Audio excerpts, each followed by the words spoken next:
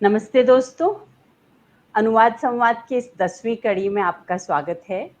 Translators of India के मंच पे हम पिछले करीब 1.5-2 साल से इस अनुवाद संवाद के सिलसिले को चलाए हुए हैं और इसमें हम अभी तक इस क्षेत्र में काम करने वाले अलग-अलग विषयों का भाषा में काम करने वाले लोगों के साथ बातचीत करते आए हैं और आज हमारे साथ में हैं रति सक्सेना जी। रति जी, आपका बहुत-बहुत स्वागत है।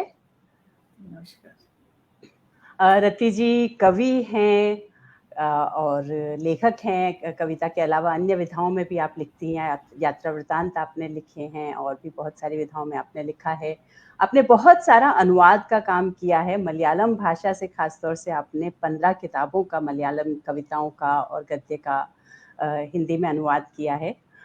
उसके अलावा आपने अंतर्राष्ट्रीय भाषाओं से बहुत सारे लेखकों का हिंदी में अनुवाद किया है और आपकी खुद अपनी किताबों का, कई किताबों का अलग-अलग भाषाओं में अनुवाद हुआ है। साहित्य अकादमी आपके अनुवाद के काम को आपकी जो राष्ट्रीय साहित्य अकादमी है दिल्ली की, इससे भी आपको अनुवाद के लिए सम्मान मिला है और अभी-अभी इस बीच में हमने ये संवाद की योजना बनाई। इस बीच में अभी ही जानकारी मिली कि आपको केरल साहित्य अकादमी से आपके अनुवाद के समग्र काम के लिए सम्मानित किया गया है। साहित्य अकादमी का समग्र सम्मान आपको मिला है। तो रति दी, पहले तो आपको बहुत-बहुत बधाई आपकी तमाम उपलब्धियों के लिए। और एक जो बहुत महत्वपूर्ण बात, रति दी का परिचय इतना विस्तृत है, इतना सारा काम आपने किया है, इतनी तरह का काम किया है। आप कई अंतर्राष्ट्रीय साहित्य सम्मेलनों में खुद भागीदारी करती रही हैं और कृत्या साहित्य उत्सव आप खुद उसकी फाउंडर हैं। आप उसको पिछले कई सालों से ऑर्गेनाइज कर रही हैं।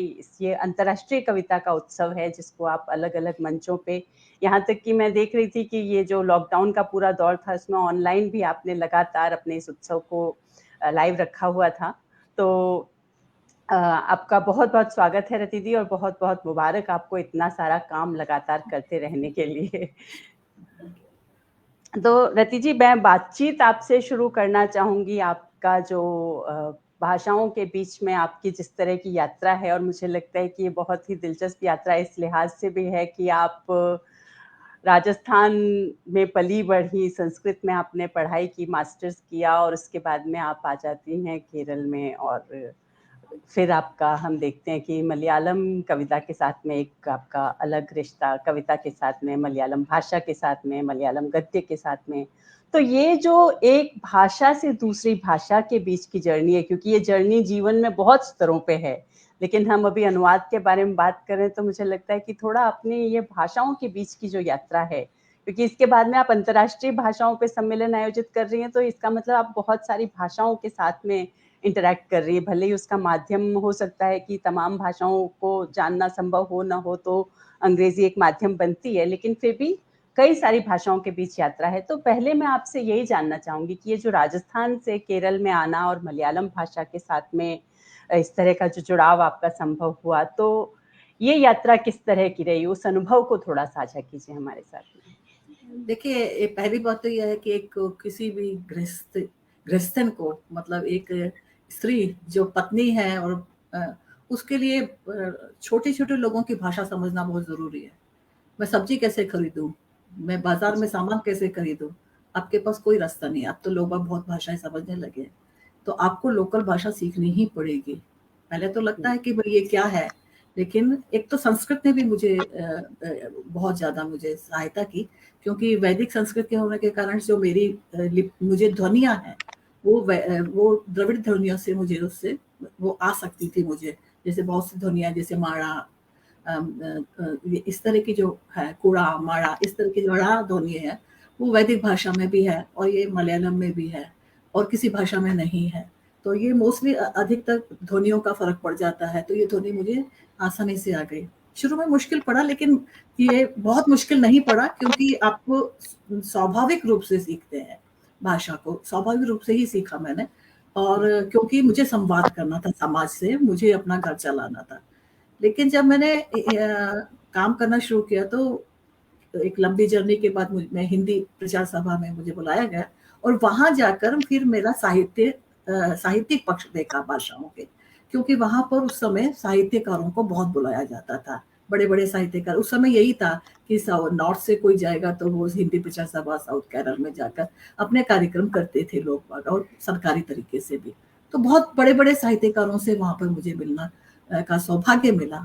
और लोकल जो यहाँ के जो केरल मलयाली साहित्यकार थे उनको भी सुनने का, क्योंकि ये केरल में एक खासियत है कि यहाँ पर भाषण कला पे बहुत ज्यादा जोर। और ये आप अगर अब तो थोड़ा कम होता जा रहा है क्योंकि ये दूसरे माध्यम आ गए, नहीं तो अगर आपको सड़क पे भी अगर कोई नेता भाषण देता है तो आप उसके आसपास 100-200 लोग बड़े आसानी से देख सकते हैं। तो ये इस तरह की भाषण के जो उस अवसर हैं वो हिंदी प्रचार सभा में होते ही रहते थे, हर अवसर पे होते रहते थे। लोकल साहित्यकार बुलाए जाते थे, लोकल नेता बुलाए जाते थे, पॉलिटिक्स के भी होते थे सारे नेता। और यहाँ एक और खासियत है कि यहाँ पर आप किसी भी विचारधारा के हैं, आप एक मंच पे खड़े होकर चाहे गाली ही दे दो एक दूसरे को, लेकिन एक मंच पे खड़े हो सकते हैं और मुस्कुराकर अभिवादन भी कर सकते हैं। तो ये भी खासियत थी यहाँ पे। तो एक तो यहाँ का जो कल्चर था वो था ही, और दूसरा ये साहित्यकार बहुत उच्च श्रेणी के साहित्यकार थे उस समय मलयालम भाषा में। जो अभी भी हम देखें तो जैसे ओइवी कुरूपया पपणिका, सुगत कुमारी वगैरह, ये बहुत उच्च श्रेणी के साहित्यकार थे, इंटरनेशनली नोन थे ये लोग, और उन्होंने बहुत काम किया था। तो उन लोगों को सबसे सुनने से थोड़ा संबंध तो बनने लगा था। पढ़ाने के कारण आप कितना भी हिंदी में पढ़ा लीजिए, अगर छात्रों को नहीं समझ में आ रहा है तो आपको मलयालम में कूदना ही पड़ता है, चाहे आपकी मलयालम टेढ़ी मटोली हो। तो इस तरह से मुझे ये दोनों भाषाओं में संपर्क हो गया। मुश्किल नहीं ज्यादा पड़ा क्योंकि मुझे संस्कृत आती थी। जी, लेकिन फिर भी जैसे आपने ही कहा कि एक आपने भाषा को स्वाभाविक रूप से सीखा क्योंकि आपको रोजमर्रा के जीवन में उसको इस्तेमाल करना था, और दूसरा जो मुझे लगता है कि बहुत बड़ा लीप है कि जब आप लिटरेरी ट्रांसलेशन में आते हैं, क्योंकि रोजमर्रा के जीवन में आपको कुछ चीजों से आप एक अपना कुछ तरीका खोज लेते हैं, लेकिन जब आप साहित्य में उतरते हैं और जब उसको आप अनुवाद करने के प्रोसेस में आते हैं, थोड़ा इस लिहाज से भी आप अपनी जर्नी के बारे में बताइए कि मेरे ख्याल से आप ये जो बात बता रही हैं जब आप केरल आई हैं, ये कब की 75 के 75 की बात है ना, क्योंकि वो समय ऐसा था जब जो आज के तरह समय में जिस तरह की कनेक्टिविटी है, आप वहाँ बैठी हैं, मैं यहाँ बैठ के आपसे बात कर पा रही हूँ, तो वो सारे चैनल्स उस समय में इस तरह के नहीं थे। यहाँ तक कि तब तो मुझे लगता है कि टेलीफोन भी बहुत आसानी से उपलब्ध नहीं था, टेलीविजन भी नहीं था उस वक्त में, तो है ना। तो एकदम एक ऐसा रिसोर्सलेसनेस टाइम, मतलब अभी के लिहाज से देखें तो यही लगेगा कि तब उस तरह के कोई रिसोर्सेज नहीं थे। तो उसमें एक जो इतने दूर, और दूसरी बात ये भी कि हम उत्तर भारत में जब बैठ के देखते हैं तो दक्षिण के साथ में बहुत बड़ा गैप दिखाई देता है। इसकी बजाय हो सकता है कि अंग्रेजी के साथ आपको रिश्ता बनाना आसान लगे, है ना। तो थोड़ा ये जो एक तो आपने बताया कि आप वहाँ जाके और ये इस तरह का आपने जो वहाँ की आपकी लोकल रोजमर्रा की जरूरतें थी उनके लिए सीखना शुरू किया, और ये जो आना जाना शुरू हुआ, लेकिन ये जो ट्रांसलेशन का प्रोसेस है जिसमें आप मलयालम के गद्य को हिंदी में या कविताओं को हिंदी में लाने का आपने जब सोचा, तो ये किस तरह का क्या मोटिवेशन रहा होगा, या ये विचार कैसे आपके मन में आया होगा कि आपको इन चीजों को हिंदी में लेके आना चाहिए, और फिर उसके लिए आपने किस तरह से क्या तैयारियां की, कैसे इसको संभव किया आपने?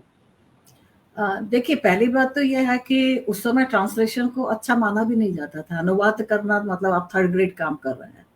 और एक अनुवाद की पत्रिका शुरू हुई थी दिल्ली में, वो पहली पत्रिका थी जिसने अनुवाद को हाईलाइट करने की कोशिश की थी। हम लोगों के पास में संवाद का भी जरिया नहीं था उत्तर भारत से, क्योंकि अखबार भी नहीं आते थे हमारे पास में। आपने देखिए थे नेट, इंटरनेट कुछ भी नहीं होता था। तो कभी-कभी एक दक्षिण समाचार से एक दक्षिण समाचार नाम था जो कल्पना के संपादक ने उन्होंने शुरू किया था, जो बहुत नाम उनका नाम मैं भूल रही हूँ, जो बहुत बड़ा नाम है वो हिंदी में, और उनके साथ में फिर काम कर रहे थे मुनींद्र जी। तो मुनींद्र जी उसके बाद में संपादक रहे थे। तो दक्षिण समाचार वो भेजते थे, और दक्षिण समाचार के कारण से हमको थोड़ी बहुत हिंदी की साहित्यिक गतिविधियां मिलती थी। तो उस समय मैंने सोचा भी नहीं था कि मैं अनुवाद करूंगी, क्योंकि आपने बोला कि साहित्यिक भाषा और लोकल भाषा में अंतर होता है। जब मैं हिंदी प्रचार सभा में गई तो मुझे ऐसा था कि मेरा शुरू से ही था कि प्रेजेंटेशन है या आपको स्टेज पे प्रेजेंटेशन वगैरह इस सब में मुझे इन्वॉल्व कर दिया गया, और मैं थी मुझे उसमें इंटरेस्ट भी था, और वहाँ के जो कल्चरल एक्टिविटीज में थी उसको मुझे दायित्व दे दिया गया। तो काफी वो उस समय एक्टिव थी हिंदी प्रचार सभा, तो मुझे वो अच्छा लगता था। तो जब ये हिंदी प्रचार सभा में मुनीन्द्र जी, विष्णु प्रभाकर आदि ये लोग आए, एक बड़ा कार्यक्रम था कोई, तो उसमें मुनीन्द्र जी ने मुझे कहा कि मैं आपके घर आना चाहता हूँ। मैंने कहा आइए। घर में आने के बाद उन्होंने बोला, रति जी आप अनुवाद करते हैं? तो मैंने कहा कि नहीं, मैं लिखती हूँ ना थोड़ा बहुत। उस समय तो अपने आप को बहुत महान समझती थी कि मैं बहुत अच्छा लिख रही हूँ, लेकिन उस समय मैं कुछ भी नहीं लिख पा रही थी। लेकिन अब ऐसा ही होता है, शुरुआत में अपने आप को हम बहुत बड़ा समझ लेते हैं। तो मैंने कहा लिखती हूँ ना। तो बोले कि वो बात अलग है, वो आपका अलग काम है।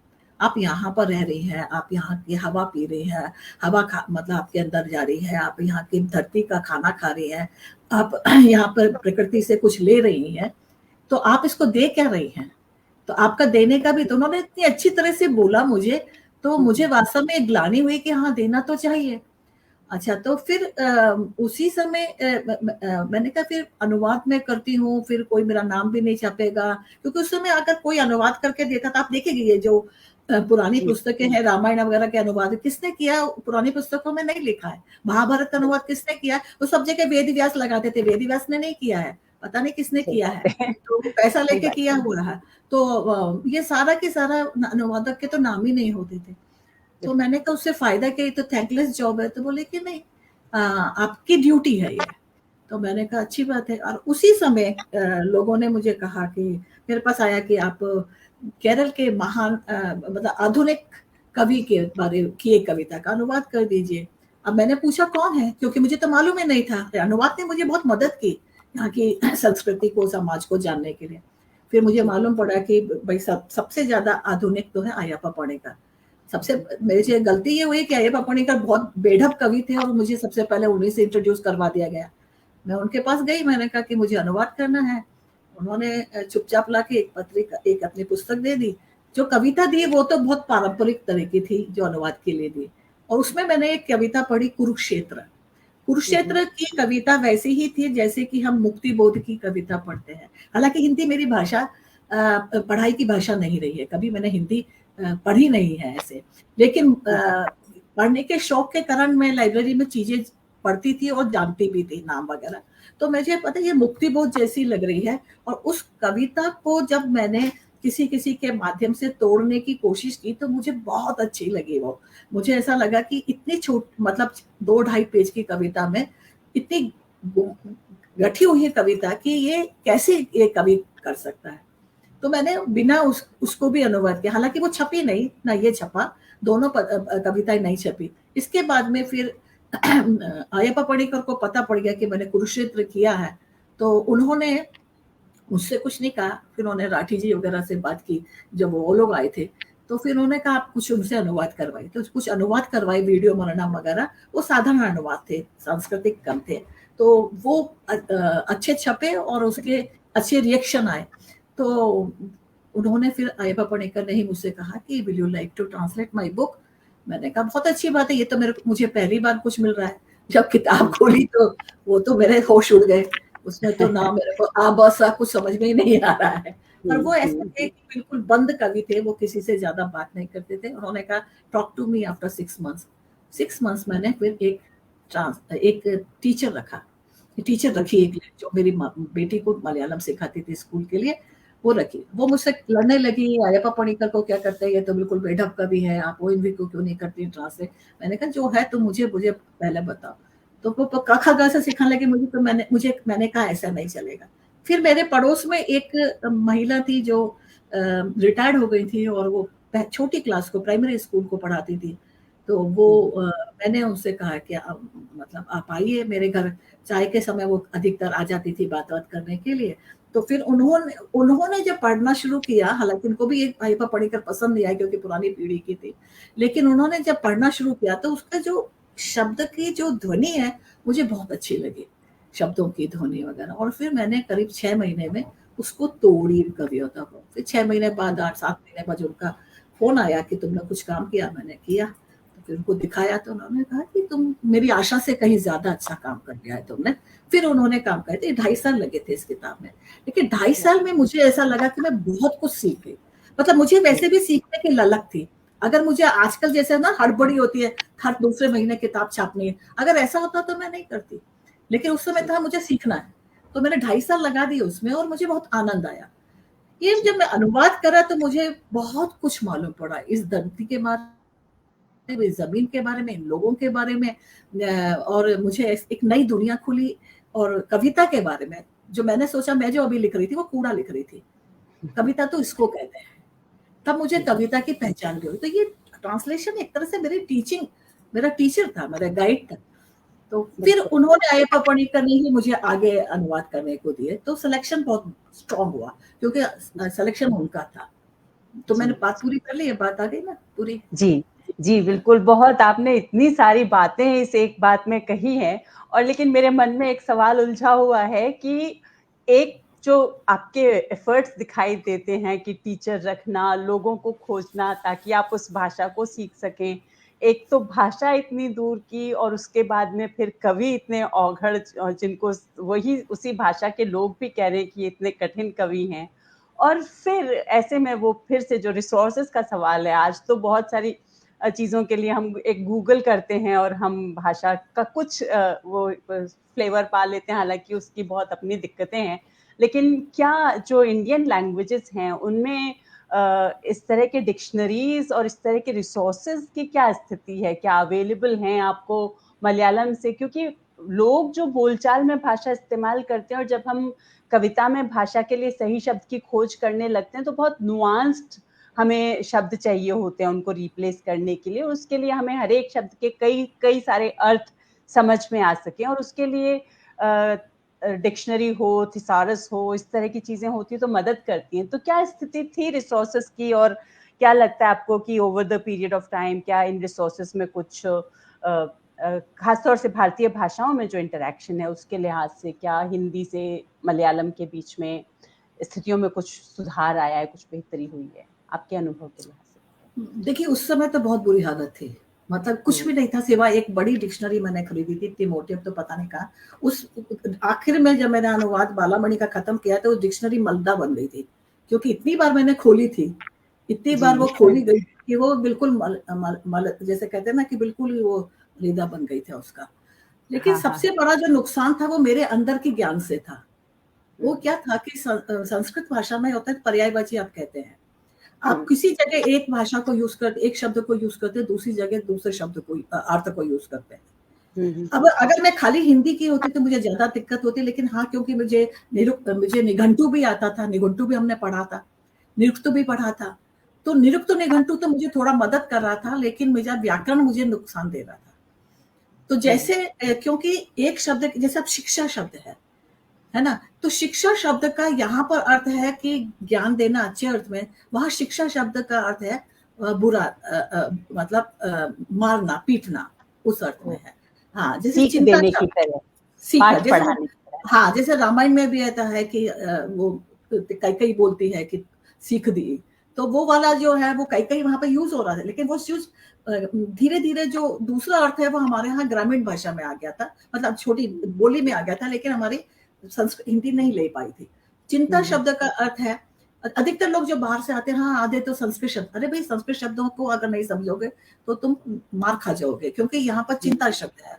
अब चिंता शब्द का मतलब है विचार, और हमारे यहाँ चिंता का मतलब हो गया कि चिंता करना, मतलब एक तरह से की तरह हो गया है ना। नहीं, दोनों तरह से भी हो जाता है, एक हम चिंतित रह रहे हैं। अब जैसे वहां पर यहाँ पर आशान की किताब का नाम है चिंतामणि सीता। मुझे बहुत समय तक समझ में नहीं आया कि क्या सीता बैठ के सोच रही थी, राम के बारे में चिंता कर रही थी कि राम कैसे हो गए, लेकिन वो यहाँ था कि सोच में डूबी सीता था, चिंतनशील चिंता। हाँ, अब चिंतामणि सीता का चिंतनशील सीता तो ठीक है, अच्छा सोच में डूबी सीता, लेकिन यहाँ पर यह था कि मुझे लगा कि इसको बहुत नेगेटिव, मतलब इसे ख्याल आ रहे होंगे कि राम का क्या हाल होगा, इस तरह से बहुत से थे। और मेरे अनुवाद में भी ये मुझे मेरे लिए अंदर से, लेकिन फिर मुझे निरुक्त से सोचना पड़ता था, निघंटू, ये मेरी ज्ञान, ये संस्कृत का ज्ञान मुझे थोड़ा काम आया, हिंदी अकेले में प्रॉब्लम हो जाती है। क्योंकि हिंदी जी। में आप ये सब चीजें नहीं सिखाई जाती हैं कि जी। धातु से कैसे अर्थ होते हैं। जैसे अभी रति शब्द कह दीजिए तो हिंदी वाला हर कह देगा हाँ रति का मतलब वो कामदेव की पत्नी है। उनको नहीं पता है कि रम धातु राम में भी है, रम धातु रमा में भी है, रम धातु रति में भी है। वो रमणीय अर्थ में है, वो काम की पत्नी के अर्थ में नहीं है। आप किसी भी हिंदी वाले से बात कर लीजिए, वो यही कहेगा, बिल्कुल। है ना? तो वो ये क्योंकि वो नहीं जानता कि इसकी धातु क्या है। प्रत्यय कोई भी लगा दीजिए, स्त्रीलिंग है इसलिए इसमें 3 प्रत्यय लगा दिया आपने, लेकिन आपने रम धातु ही है, जो राम में है वो रति में है। जी, तो ये नहीं समझ पाते, तो ये चीजें होती हैं। तो ये चीजें मुझे कठिन लगी, लेकिन वही वाली बात है कि मैं खुद बेढंग हूँ। मैं किसी चीज में लग जाती हूँ तो मुझे जब तक वो रास्ता नहीं मिलता मैं पागल हो जाती हूँ। मुझे वो रास्ता निकालना ही है, जैसे चूहे को छेद करना है तो करना ही है। तो वो मेरा था, वो मैं बहुत ज्यादा लगी। अभी मैं आश्चर्य करती हूँ कि मैं इतना कैसे लगी। तो बिल्कुल ये हाँ, क्योंकि ये एक तो मतलब मुझे तो ऐसे दिखाई देता है कि हम खासतौर से जब हम लगातार हिंदी प्रदेश में ही रह रहे होते हैं, तो हमारा चीज़ों को देखने और जैसे संस्कृत को ही लीजिए, तो हमारा संस्कृत के साथ में कितना इंटरैक्शन है ना? स्कूल में जो एक संस्कृत कंपल्सरी सब्जेक्ट के तौर पे पढ़ा दिया गया, उसके बाद में संस्कृत के साथ में कोई उस तरह का रिश्ता नहीं है कि आप जो बहुत सारी चीज़ें अभी एक्सप्लेन कर रही हैं कि ये जो कॉनोटेशंस हैं, है ना?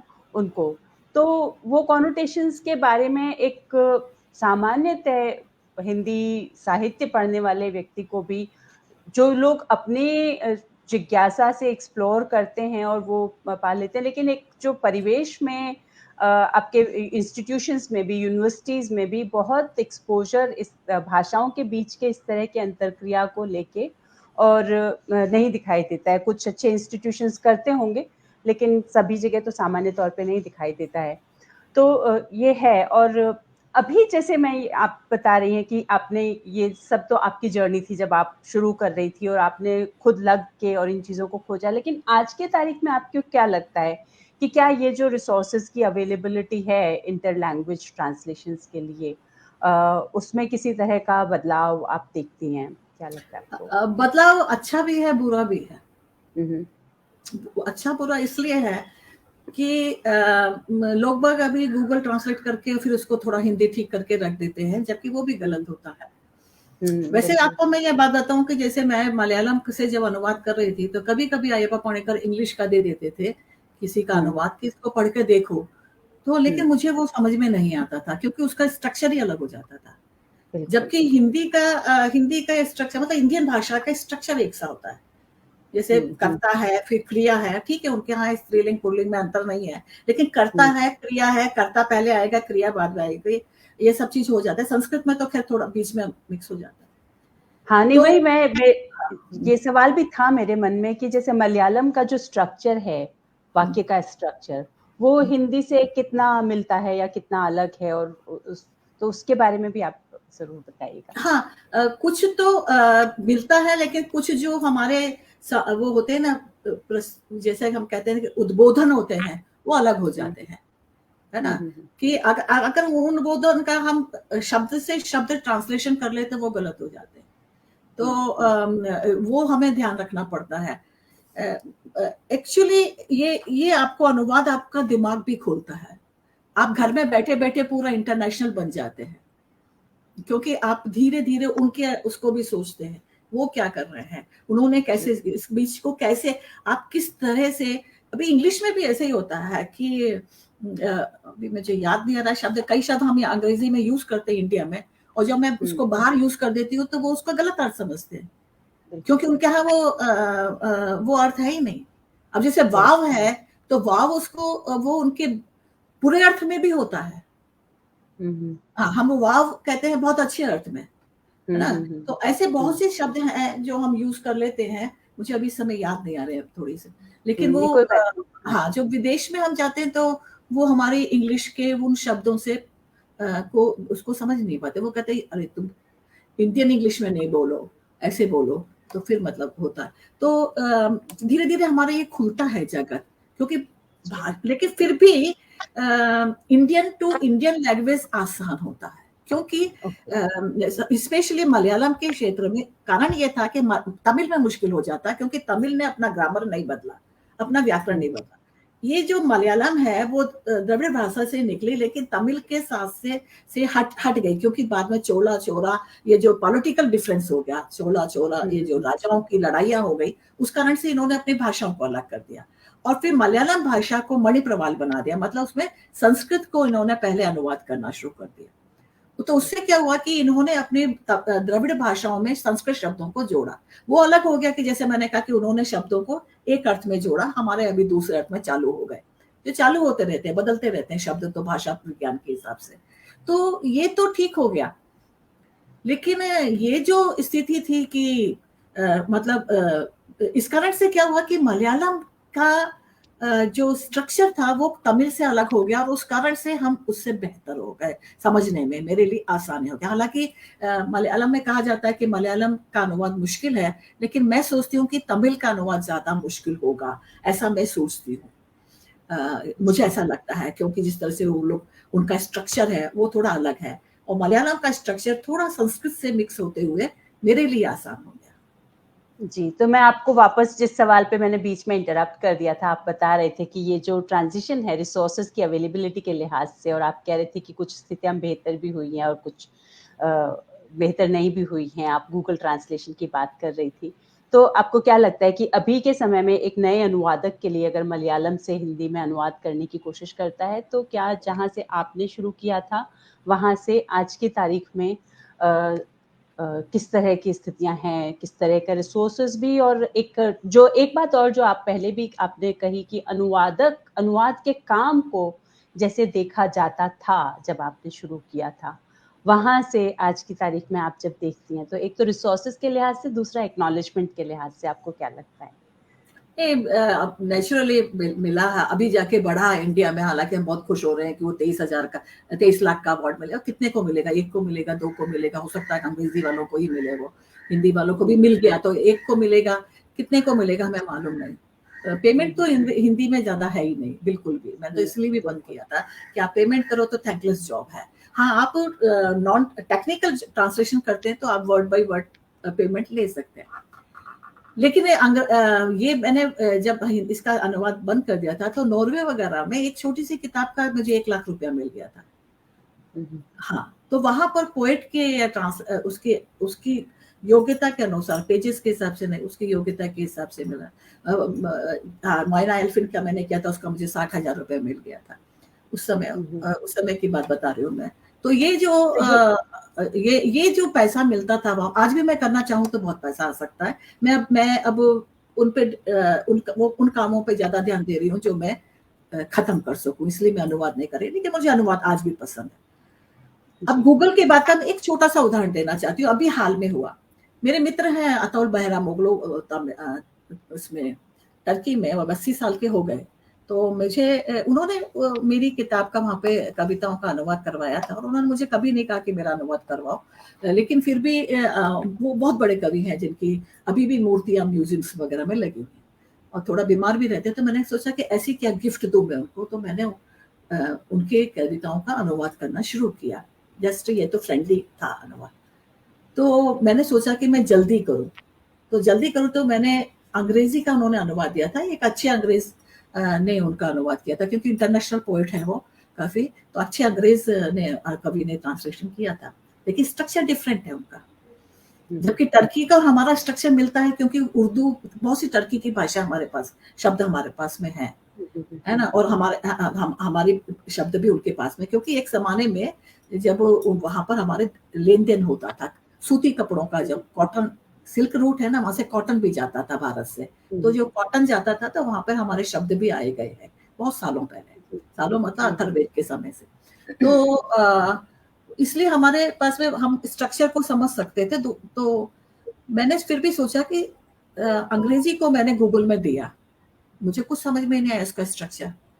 फिर उनके मेरे पास में वो भी थी, गूगल ने दिया, लेकिन वो उसको मैं करती हूँ तो वो कविता नहीं बनती है। और मैंने उस कवि को 10 साल से सुना है, और वो जब खड़े होते हैं तो हजारों लोग आते हैं, तो ऐसी बेढंगी कविता करके हजारों लोगों को वो नहीं सुना सकते हैं, इतने सारे लोग उनके फैन हैं। तो इसलिए फिर मैंने उनकी टर्की को डाला गूगल में, दोनों के उसमें बहुत अंतर था। यानी गूगल टर्की से जो हिंदी में बता रहा था वो बहुत अलग था, और अंग्रेजी में हिंदी में बता रहा था वो बहुत अलग था।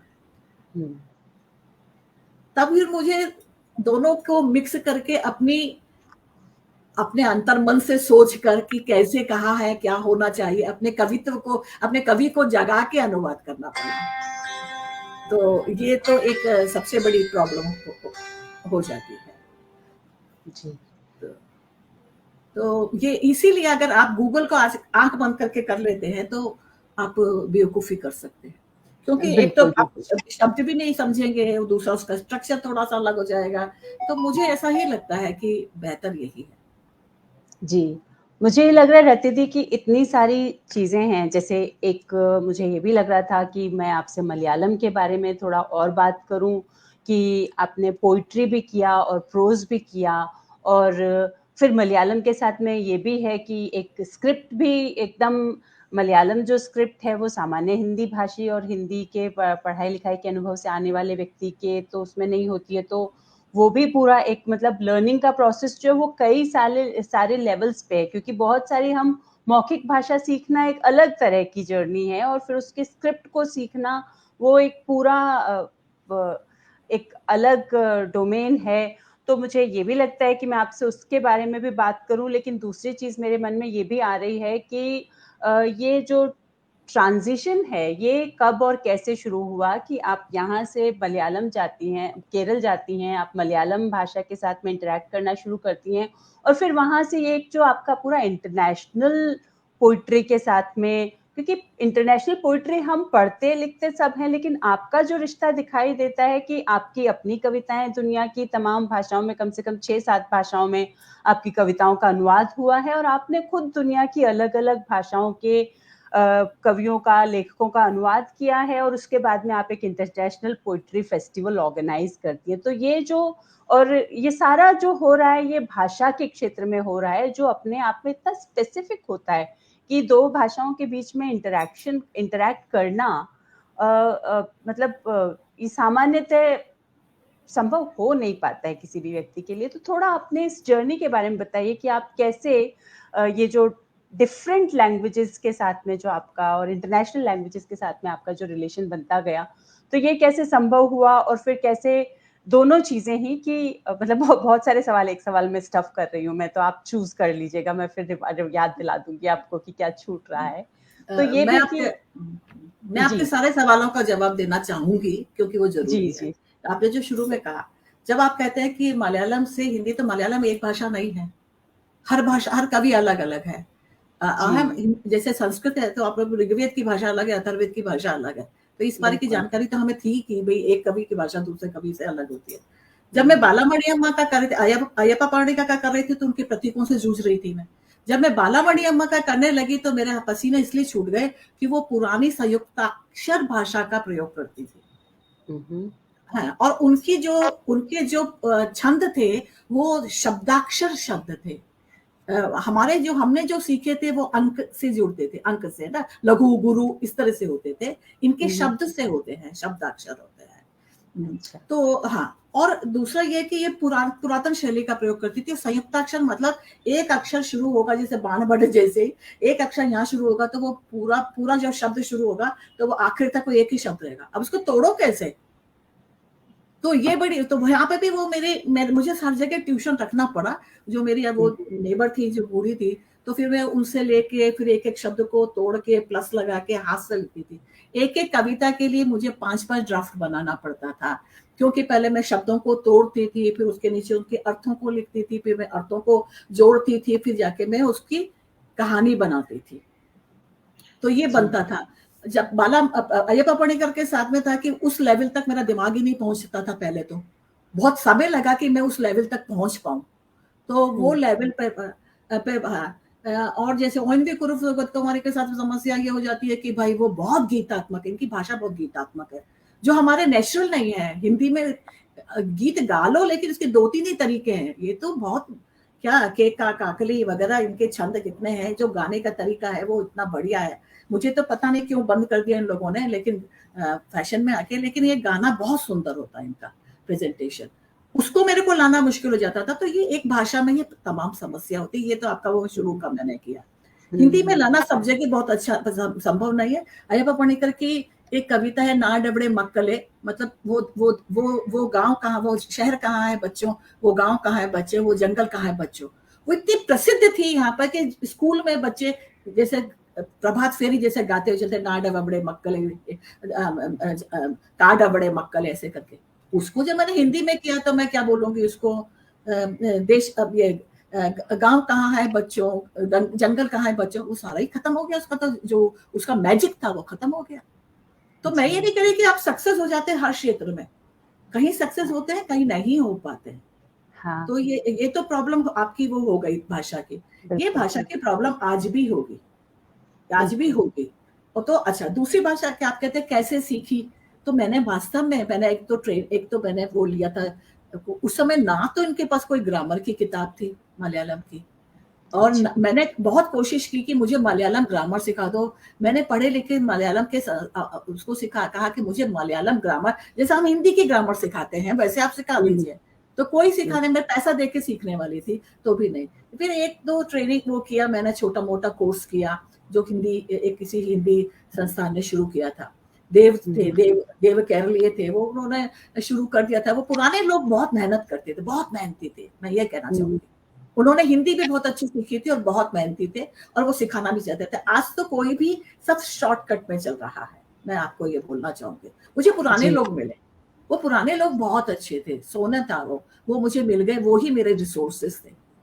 वो उनके पास में उतनी सैकड़ों साल की कहानियां थी, तो इसलिए बिल्कुल, मुझे मेरे रिसोर्सेज वो जीवित रिसोर्सेज थे।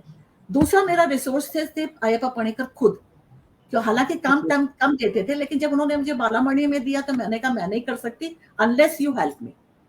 हुँ, तो फिर वो मुझे एक एक कविता के पीछे का मर्म इंग्लिश में बोलते थे कि बाद में तुम इसको, जब तुम्हारे को समझ आ जाएगा तो तुम करो।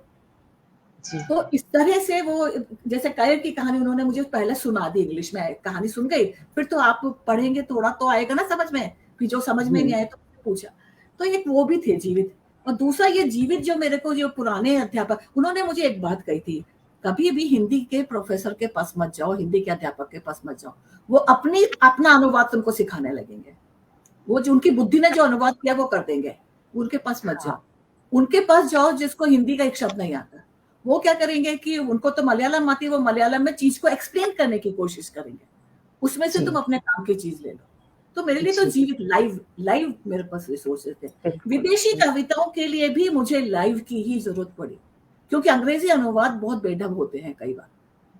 हुँ, तो मुझे फिर एक तो जैसे मैंने एक उसकी नॉर्वे के एक पोएट की थी, तो उसने अनुवाद दिया, मैंने कहा मुझे कुछ समझ में नहीं आ रहा।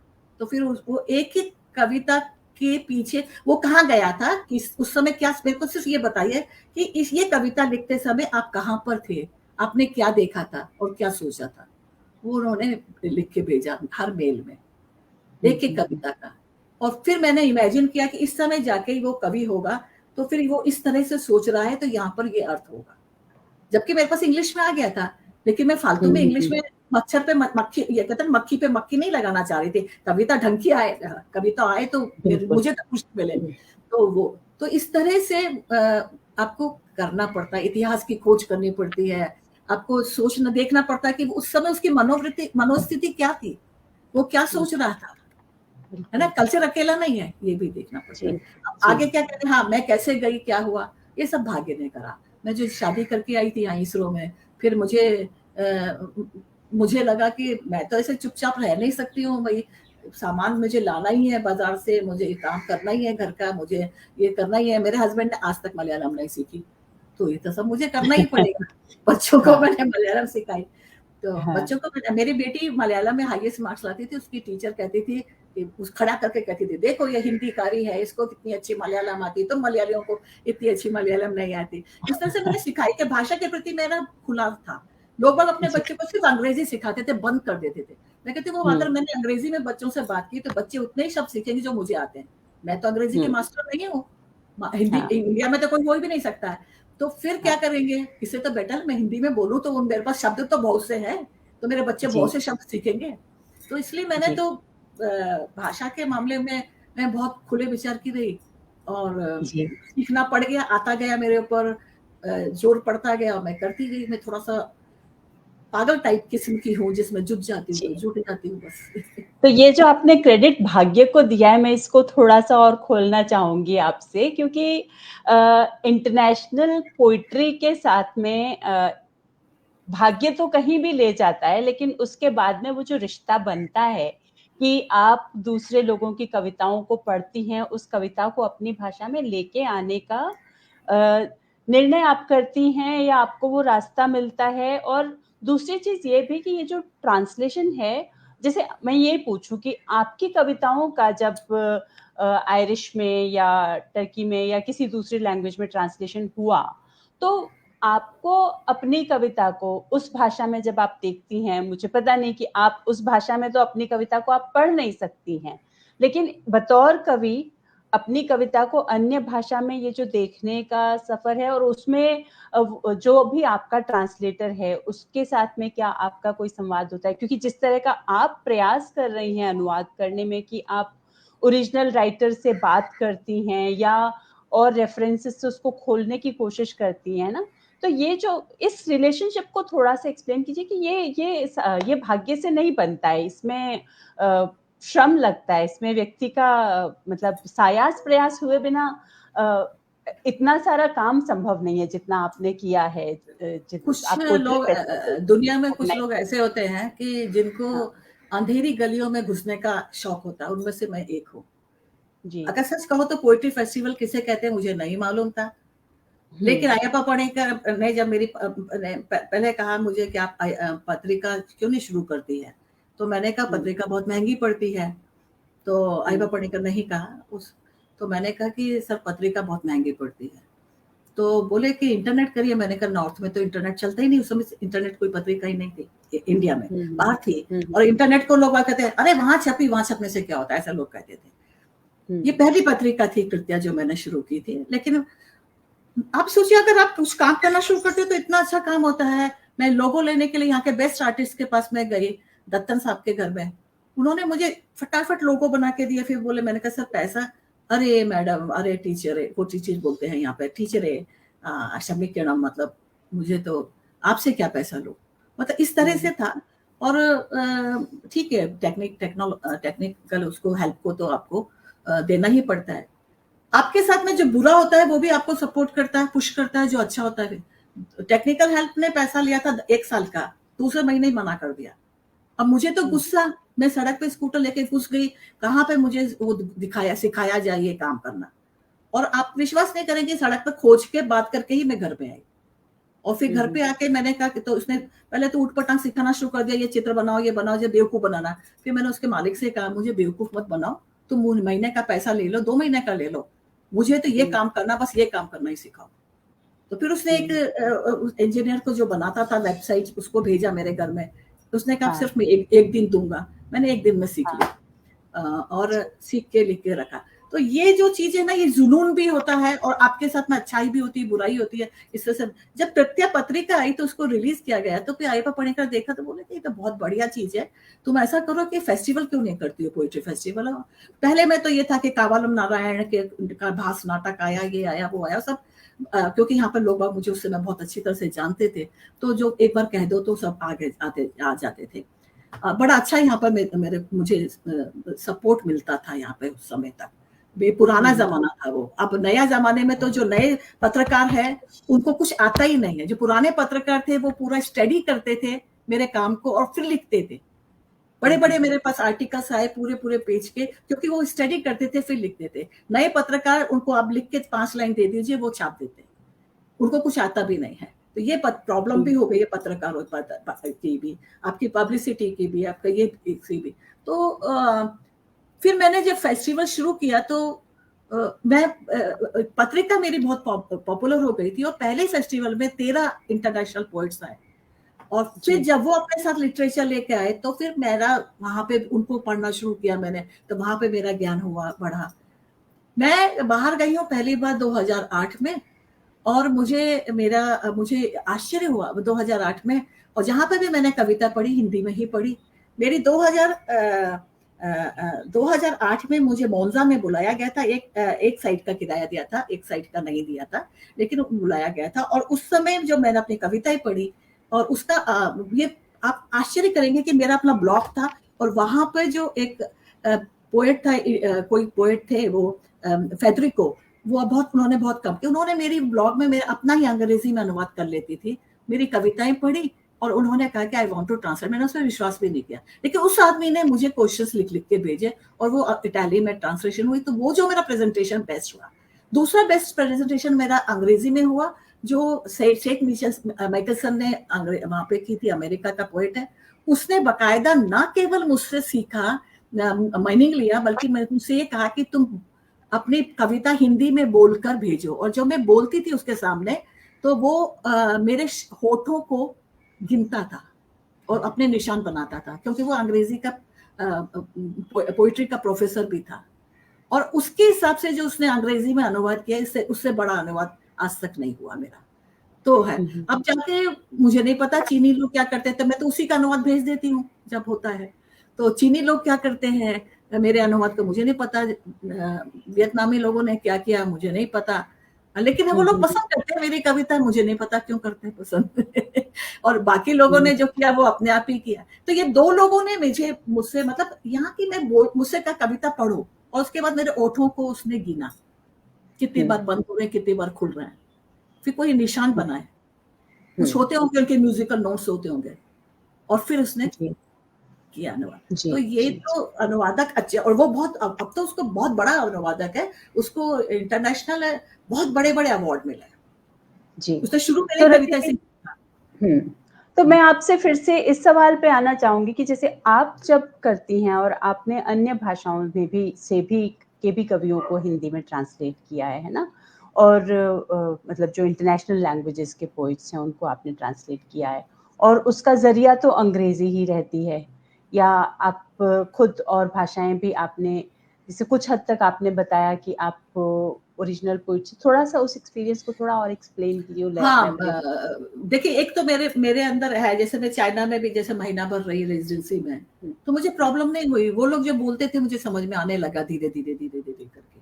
ये कैसे आता है, ये कैसे अपने आप ऑटोमेटिकली होता है मेरे साथ, नेचुरल आता है। जर्मनी में मैं 3 महीना रही थी, बाद में जो बोलते थे मुझे समझ में आने लगा। मैं बोलने में दिक्कत करती थी, लेकिन समझ में आने लगा मुझे।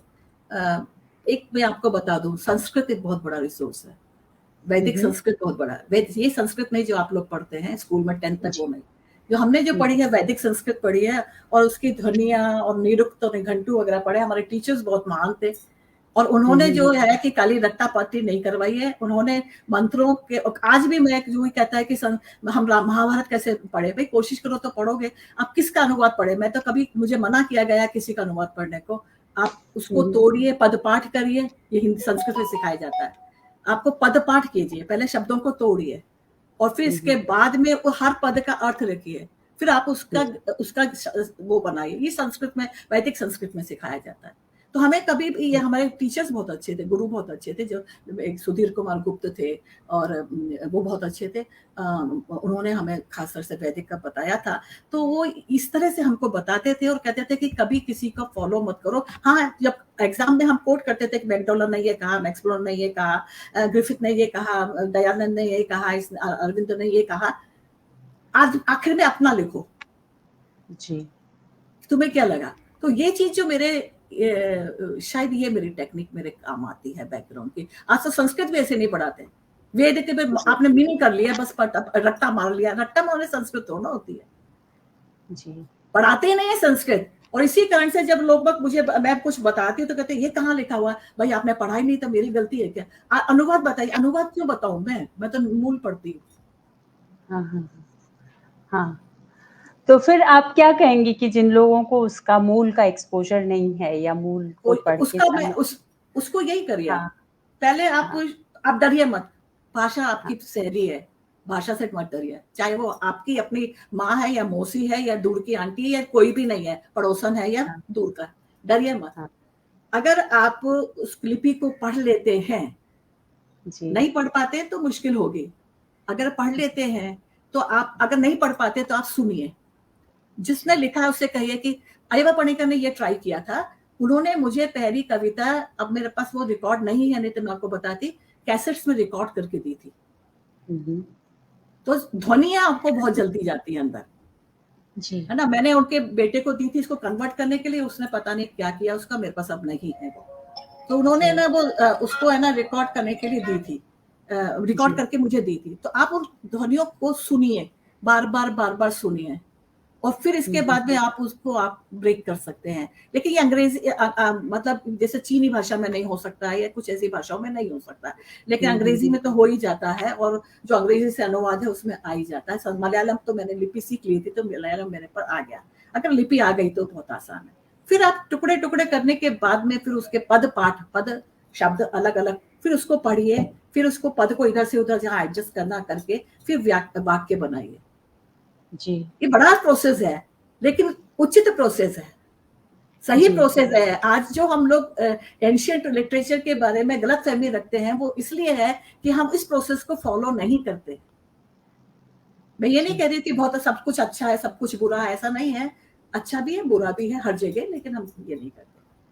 ये जी, जो बिल्कुल। सेठ माइकलसन की कविताएं थी, वो मेरे लिए सबसे मुश्किल पड़ी, जबकि उसने अंग्रेजी में लिखी थी। तो अंग्रेजी जी। अकेला नहीं होता है कि आपको अंग्रेजी में आ गया तो आपके लिए बहुत आसान हो गया। कारण क्या था कि उसकी बिल्कुल। माइथोलॉजी, वो ज्यूस है, यहूदी हाँ, है, हाँ, उसकी हाँ। माइथोलॉजी अलग है। वो अंग्रेज यहूदी माइथोलॉजी, बाइबल बिब्लिक माइथोलॉजी, इसको भी ऐड करके अपनी जो अखबारों में जो घटनाएं आती उसको भी ऐड करके जब वो लिखता है, लिखा, तो मुझे तो कई चीजें समझ में भी नहीं आई, और फिर मैंने उसके लिए यही किया, उसको लिखा मैंने कि मुझे सिर्फ ये लिख के दो कि ये किस समय घटना हुई। बिल्कुल। हाँ, हाँ। तो फिर उसने कुछ जहां जहां पर मुझे समस्या थी, नहीं तो मुझे, जी। मेरे लिए पसीने आ गए थे जब मैंने उसको अनुवाद कर रही थी, जबकि भाषा सरल थी उसकी, लेकिन वो जो जी। सब्जेक्ट है, ये नहीं कि अंग्रेजी से आपको आ जाएगा, नहीं आया। जी। गूगल भी नहीं, गूगल तो हुँ। पागल ही हो जाएगा ऐसा सब करके। जी। तो मुझे लगता है रति दी कि हम जब सोच रहे थे कि भाषा और संस्कृति पे आपसे बात करूँगी अनुवाद के लिहाज से, और मुझे लग रहा है कि ये जो सांस्कृतिक जो अ, आयाम है, वो कितने, उसके भी कितने पर्सनलाइज़ कॉनोटेशंस आपके इस पूरे बातचीत में है ना? कि उस पोएट को जानना, उसके साउंड्स को सुनना, उसको कैसे पढ़ा जा रहा है, उसको जानना, और फिर उस भाषा को जानने वाले लोगों के साथ में फिर उसके माइथोलॉजिकल रेफरेंसेस, उसके हिस्टोरिकल रेफरेंसेस, मतलब एक अनुवाद करने का जो काम है, वो सिर्फ़ शब्दों को का उल्था कर देना भर नहीं है, उसमें बहुत आपको उसके पूरे लेयर्स को खोजना पड़ता है, तब आप एक ढंग का अनुवाद कर पाते हैं, है ना? और तो इस लिहाज से मुझे लगता है कि बहुत एनरिचिंग ये सारी बातचीत इतनी देर की रही है।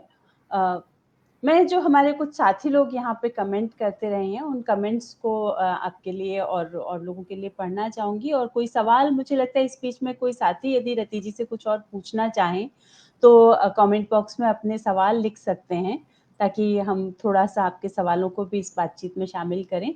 तो सुयश लिख रहे हैं रति जी कि रति जी ने अनुवाद से जुड़ा हुआ बहुत दिलचस्प अनुभव साझा किया है। अनुवाद सचमुच असंभव को संभव बनाने की कला है। और फिर कुमार प्रदीप जी हैं जो कह रहे हैं कि किसी पोएट्री को उसके ओरिजिनल सांस्कृतिक प्रभाव के साथ अनुवाद कर देना एक तरह का मैजिक ही होता है, जो उसके भाषाई और ऐतिहासिक और सांस्कृतिक संदर्भ को गहराई में जाने बिना संभव नहीं है। बिल्कुल सही, सहमत हैं आपकी बात से। और ऐसे ही रणविजय कह रहे हैं कि रति जी के अनुभव से बहुत जानकारी मिली। कविता लिखते वक़्त कवि की मनोस्थिति क्या थी, समय, स्थान आदि के बारे में यदि स्पष्ट रहेंगे, तो अनुवाद करते वक़्त अनुवादक उसी के अनुसार शब्दों का चयन करते हैं। ये कुछ कमेंट्स हमारे पास में अभी तक आए हैं। अगर किसी साथी का इस बीच में कोई सवाल आता है, तो हम लेना चाहेंगे। और संपादक की भूमिका, जी बिल्कुल, सुयश का सवाल है, संपादकों की भूमिका से कोई जुड़ा अनुभव आप साझा करना चाहेंगी रति जी, तो बताइए? बहुत बुरा अनुभव है, बहुत बुरा जी। अनुभव। उत्तर भारत में जी। बैठे संपादक सोचते हैं कि हम तो महान हैं, हमें तो सब कुछ आता है, और सभी जगह के होते होंगे। जैसे अब जब मैं अयप्पा पणिक्कर का ही कविता का अनुवाद कर रही थी, तो उनके मैं एक्चुअली थोड़ा-सा जिसको आजकल अश्लीलता कहते हैं, श्रृंगार भी कह सकते हैं संस्कृत में। संस्कृत में श्रृंगार का नेगेटिव अफेयर भी कह सकते हैं, क्योंकि वो उनकी कविता ऐसी ही थी। मतलब उनकी कविताओं में जैसे मुक्तिबोध है, वो कुछ भी लिख देंगे, इस तरह की थी। मतलब पूरे समाज से जुड़ी हुई थी। तो एक जगह छिद्र शब्द का प्रयोग है, तो मैंने छिद्र शब्द लिख दिया। तो साहा जी ने कहा इसका तो बहुत गलत अर्थ आता है। तो मैंने कहा वहां छिद्र लिखा, तो मैं क्या लिखूं यहाँ पे, यहाँ पर क्या शब्द लिखूं, बताइए आप मुझे। तो कहने लगे कि नहीं नहीं ऐसा है कि गलत अर्थ आता। भाई कोई अनुशासन या कोई आपकी ये ज्ञान की क्लास में तो नहीं बैठ के पढ़ रहा ना यहाँ पे। या पढ़िको को पढ़ेगा तो सभी पढ़ेगा, लेफ्ट राइट, है ना। अच्छा, लेकिन सबसे ज्यादा जो मेरे साथ हुआ, उसके बाद मैंने मलयालम से अनुवाद करना छोड़ दिया, जिससे मेरा मतलब जिसे मेरे रोंगटे खड़े कर दिए, वो हुआ कयर के अनुवाद के लिए। कयर जो पुस्तक है वो 1000 से पेज से ज्यादा सबसे बड़ी पुस्तक है, जो जिसमें तगड़ी, जिसको शिव शंकर पिल्लई तगड़ी को सबसे पहले पुरस्कार जो मिला था, ज्ञानपीठ पुरस्कार, वो पुस्तक है। ये एक सांस्कृतिक परिवर्तन की किताब है, जो उन्होंने, क्योंकि वो भी एक उसमें काम करते थे, वो ये बैंक, ये कोर्ट में जो लिखते हैं ना, लिपिक या कुछ भी हो सकता है, क्या नाम है वो, कुछ ऐसे थे। उस कारण से जब वो कोर्ट केस चलते थे जायदाद वगैरह के, तो उसमें उनके पास में पुराने वो भी आते थे, पुराने ग्रंथ भी आते थे, पुराने केसेस भी आते थे। तो उन्होंने पुराने केसेस को पढ़कर ये लिखा है, और ये कयर नाम ही लिखा कि रस्सी जैसे हजारों घटनाएं इसमें जुड़ी हुई। भया बहुत ही रुचिकर उपन्यास है, जिसके बारे में हम चर्चा ही नहीं करते। हम रूस, वियतनाम सबके नॉवल की चर्चा करते हैं, इसकी चर्चा ही नहीं करते। ये बहुत खूबसूरत, मतलब इतना इंटरेस्टिंग तरीके से लिखा हुआ नॉवल है। तो पहली बात तो ये हुआ कि ये पास ही नहीं हुआ अपनी। अच्छा, हुआ क्या कि अयप्पा पणिक्कर ने देखा कि तगड़ी काफी उम्र में मृत्यु होती, शायद 98 वगैरह हो गए थे, मुझे ऐसा लगता है। तो अयप्पा पणिक्कर यहाँ पर एक तरह सांस्कृतिक बहुत जुड़ाव था। तो उन्होंने देखा इनकी आयु काफी हो गई है, तो उन्होंने इसका एवरेज फॉर्म बनवाया मलयालम में। मतलब 100 पेज में उसका एक तरह से कहानी आ जाए। बहुत सुंदर था वो। अब वो मलयालम में तो छप गया एनबीटी से। अब कहा कि इसका हिंदी अनुवाद करो, और मुझसे कहा सिर्फ 1 महीना है। मैंने फिर अनुवाद करके वो उसको मैंने किया, उसको फिर मैंने अनुवाद किया उसको, और अनुवाद कर लिए। देखा मैंने तो 1 महीने में मैं कैसे करूं, कोई मैंने फिर ट्यूशन रखा। हाँ, एक लड़की थी, उससे कहा कि तुम पढ़ो और मैं टाइप करती हूँ। उस समय तक मैं लैपटॉप आ गया था मेरे पास में, तब तक मतलब कंप्यूटर आ गया था। उससे पहले मेरे पास कंप्यूटर नहीं था, हाथ से लिखती थी मैं। तो ये मैंने कहा तुम पढ़ो और मैं टाइप करती। तो वो पढ़ती थी, तो मेरे पास में शब्द थे, तो शब्दों के अर्थ अपने आप आते थे। जहां रुक जाती थी मैं लाइन लगा देती थी, जगह छोड़ देती थी, फिर आगे चलती थी, क्योंकि टाइम नहीं था। बहुत सी जगह मुझे जो कोर्ट के से कानून है वो हमारे अलग होते हैं। केरला के कानून अलग होते हैं और यहाँ के कानून अलग, और हमारे नॉर्थ के कानून अलग है। तो वहां पर मेरा हस्बैंड भी नहीं बता पाए, तो कुछ कानून की वो बता देते। फिर जब उसका मैंने अनुवाद किया, तो शब्द तो वही थे, मणिकुंठन नायर, अपुपन कुट्ट, इस तरह के शब्द थे, कुंजम्मा, नील कुंजम्मा, इस तरह के शब्द थे। तो वो वापस लौट के आ गया। जब तक मेरे को अवार्ड मिल चुका था अनुवाद में, फिर भी वो लौट के आ गया। क्यों? जब मुझे मालूम पड़ा कि इनके पास गया था और इन्होंने लौटा दिया, तो मैंने पूछा, तो कहने लगे इसमें ना नाम बहुत बड़े बड़े होते, किसको समझ में आएगा। भाई मैं अपुकुट्टन नायर को अमर कुमार तो नहीं कर दूंगी, मणिकंठन को मणि कुमार तो नहीं कर दूंगी। अनुवाद मैं कर रही हूँ, नॉवल का कर रही हूँ। आ रहा है कि नहीं आ रहा? हाँ, तो अनुवाद कर रही हूँ। इसके बाद में यहाँ की सांस्कृतिक परिवेश होता है बिल्कुल ही अलग है। जैसे राजा है, रानी नहीं होती, उसकी पत्नी उसके घर में नहीं आके रहती। वो पत्नी से विवाह नहीं होगा ना। राजा क्या है, उसकी माँ वो होती है, वो राजमहिषी है, और उस माँ या बहन वो राजमहिषी होती है। तो राजमहिषी के लिए मैं राजमहिषी ही लिखूंगी, नीचे कोटेशन दे दिए। तो उन्होंने क्या करा कि राजमहिषी के लिए मैंने लिखा, पीछे मैंने उसके अर्थ दे दिए। साहब उन्होंने सब बदल दिया, रानी राजा कर दिया, वो बदल दिया। एक ये होता है कि जैसे आप विवाह के लिए आप किसी को ऑफर करते हैं, तो जैसे कहते हैं मैं तेरे लिए डोली सजा के लाऊंगा, तेरे हाथ में मेहंदी सजा दूंगा, ये तो होता आप क्या होता है, यहाँ तो उस समय नहीं था, अब तो सब होने लगा, फिर ना तो डोली आती थी ना मेहंदी सजती थी। उस समय क्या था, जब जिस समय का ये नॉवल लिख रहे हैं, ये सफेद रंग की जो साड़ी, उसको पुडवा कहते थे, वो पुडवा अगर आप किसी को देते हैं, किसी लड़की को, तो इसका मतलब ये हो गया कि आप उसके लिए विवाह के लिए मतलब एक तरह से ऑफर कर रहे हैं, जैसे अंग्रेज लोग अंगूठी देते हैं वैसे, तो ये ऑफर कर रहे हैं। तो उसमें एक जगह आया कि उसने पहला पुडवा दिया, तो वहां से नेगलेक्ट हो गया, वहां पे उसने वो लड़की ने मना कर दिया, दूसरा दिया तो ये हो गया। अब वो ऐसे करके पुडवा बहुत आगे कई बार आया, और या मैंने कहा पुडवा तरटे मैं तुझे पुडवा दूं क्या, मैं तुझे पुडवा दे दूं, मैंने यही अनुवाद किया, क्योंकि मुझे लगा कि यार डोली वोली सजाने की जरूरत नहीं है। वहां पर उन्होंने क्या करा, पुडवा को कर दिया मंगल साड़ी। अरे भैया, मंगल साड़ी तो शादी के बाद ही दिया, कि तुमको तो नॉर्थ इंडियन कल्चर भी नहीं आता है, शादी के बाद ही मंगल साड़ी दी जाती है, शादी से पहले कोई नहीं देता मंगल साड़ी सब जगह। और उसका लिंग भी नहीं बदला, उसने मंगल साड़ी दिया, मंगल साड़ी होगा तो दी होगा, तो उसका लिंक भी नहीं बदला। इस तरह से किताब का उसने इस तरह से कबाड़ा कर दिया। और अब मुझे शर्म आती है कि बाद में कोई पढ़ेगा रति सक्सेना पे, कोई काम करेगा अनुवाद काम पे, तो कहेगा कि इतने बेवकूफ का अनुवाद किया इसने कैर का, और मेरे पास कुछ है ही नहीं कहने को कि भी मेरी गलती नहीं है, ये संपादक की गलती। तो बहुत दुखी हो रही मैं संपादकों से। यानी जो चेंज करना जी ना। जी बिल्कुल बिल्कुल, जो आप सांस्कृतिक संदर्भों की बात कर रही हैं तमाम अनुवाद की सारी बातचीत करते हुए, वो सांस्कृतिक संदर्भों को संपादक को समझाना अपने आप में एक चुनौती है कि उस रेफरेंस को समझ के, और वो सिर्फ अपने कॉन्टेक्स्ट में ना देखे, बल्कि उस कॉन्टेक्स्ट से समझे जहाँ से कि ट्रांसलेटर आ रहा है और जो मूल भाषा है वहाँ से, नहीं?